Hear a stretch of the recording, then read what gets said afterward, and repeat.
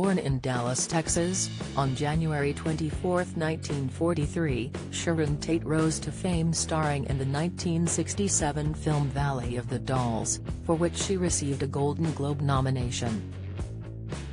After playing Sarah Chagall in Roman Polanski's The Fearless Vampire Killers, she married the now disgraced filmmaker, writer and director in 1968. But her life has been tragically overshadowed by its premature end at the hand of the notorious Manson family, when the 26-year-old, who was 8.5 months pregnant, begged for the life of her unborn child moments before she was stabbed to death. At the time of her death, Tate has been completely and 100% ready to settle down, to have a steady home life with a family, according to Elisa Statman, a friend of the Tate family and author of the 2012 book Restless Souls, the Sharon Tate family's account of stardom, the Manson murders, and a crusade for justice.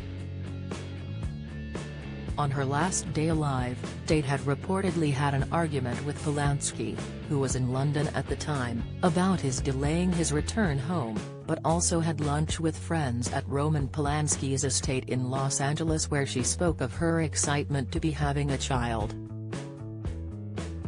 She then spent a quiet evening with 3 others, celebrity hairstylist Jay Sebring, Polish actor and aspiring writer, Wojciech Frykowski, and his girlfriend, coffee heiress Abigail Folger. According to a United Press International report a decade after the incident, it was a night so quiet you could almost hear the sound of ice rattling in cocktail shakers in the homes way down the canyon. But it would not be quiet on 10050 Cello Drive for long. Cult leader Charles Manson is said to have ordered his right-hand man and loyal follower, Charles Tex Watson, to kill everyone as gruesomely as possible at the luxury house, after a music business deal with the house's former owners went sour. In the early hours of August 9, 1969, Watson and other members of the Mason family arrived at the house. They first attacked Stephen Parrott, who was on his way out, having attended the Tate residence to sell the caretaker a radio. He begged for his life, pleading, "Please don't hurt me, I won't say anything." But the 18-year-old was fatally shot by Watson.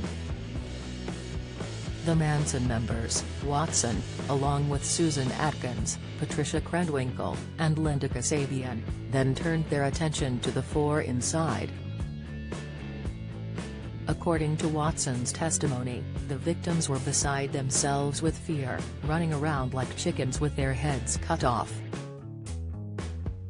Mr. Sebring attempted to protect Tate, but he was shot and stabbed 7 times. Mr. Frykowski, who had been asleep when the gang entered, was kicked in the head by Watson and then asked what the intruder was doing. To this, Watson replied, "I am the devil and I'm here to do the devil's business." Tate, who had by then been tied up with Mr. Sebring by her neck, pleaded with the killers for both her own life and her unborn child's.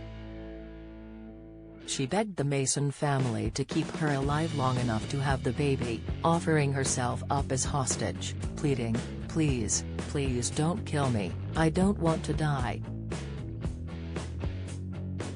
I just want to have my baby." Atkins, who met Manson in 1967, gave herself to the cult leader. There was no limit to what she would do for the Jesus Christ-like person.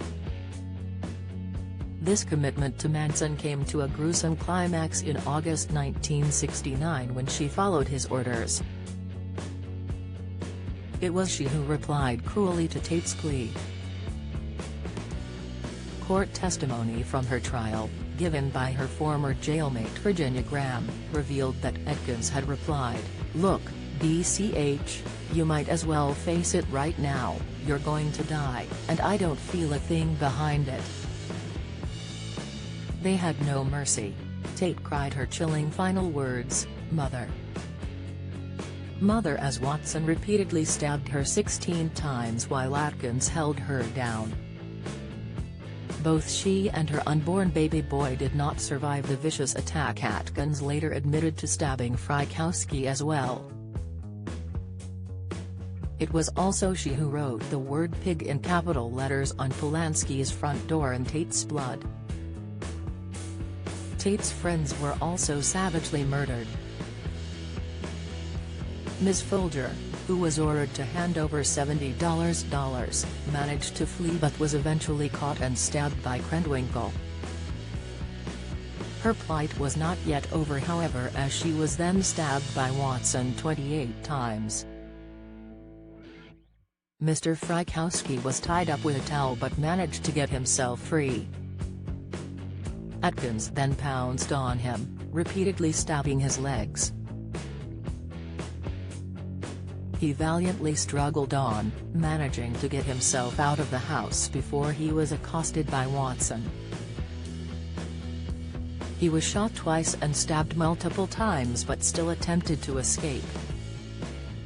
His battle was lost when he was stabbed a staggering 51 times. Tate's mutilated body was later found with a tie still around her neck. Filmmaker Polanski was greatly affected by the tragedy, stating that he would never fully recover from his late wife's murder. Even after so many years, I find myself unable to watch a spectacular sunset or visit a lovely old house or experience visual pleasure of any kind without instinctively telling myself how much she would have loved it all, he wrote in the book Sharon Tate Recollection, released to mark the 45th anniversary of her death. Manson, continuing the family's reign of terror, also took several of his cult members to Leno LaBianca and his wife Rosemary's grocery store. There, the couple met their fate as they too were brutally killed with the words "Rise and Death to Pigs" written in blood on the walls. Helter Skelter was also painted in blood, a reference to the Beatles' song that Manson believed alluded to the oncoming race war that he hoped to incite. Watson, who also killed Sebring, Frykowski and Folger as well as Tate, also alluded to this, stating to Manson of his heinous crimes, "Boy, it sure was helter skelter." Initially, the murders at Polanski's house and of the LaBianas were not linked. It was only after members of the Manson cult were arrested for car thefts that matters came to light, as Atkins had boasted about her horrendous exploits to fellow prisoners while in custody. After the murders, Watson had escaped to Texas. But when his fingerprints were identified on Tate's front door, he was arrested and later convicted of first-degree murder. All four involved in the murders were sentenced to death after 27 separate counts were returned guilty. In 1971, Manson was also convicted of first-degree murder and conspiracy to commit murder, including for that of Tate.